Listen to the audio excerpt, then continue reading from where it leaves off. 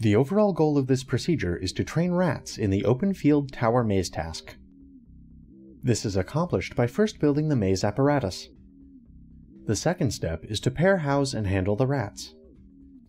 Next, rats are acclimated to and pre-trained in the maze. The final step is to administer response or place training and testing procedures. Ultimately, the percent of first-choice correct responses for each rat is recorded to determine its rate and magnitude of learning in the maze.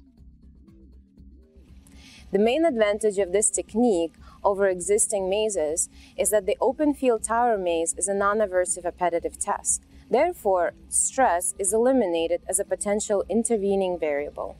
This method can help answer key questions in the behavioral neuroscience field, such as what effects hormones have on learning and memory processes in the absence of stress. Though this method can provide insight into the neural mechanisms of learning and memory in the adult rat, it can be used with other model systems such as mice and rodents of different ages.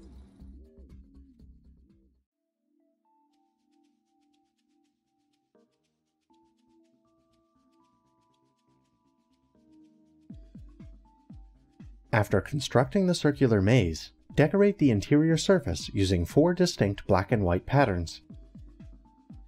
Next, build 4 food towers and secure them to the maze floor.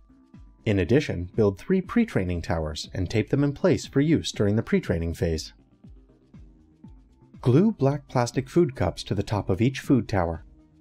Top each food cup with a screw-top lid ventilated with 3 small holes. Lastly, hang a 60-watt bulb to dimly illuminate the maze room. And mount a digital video camera to the ceiling to record sessions for later analysis.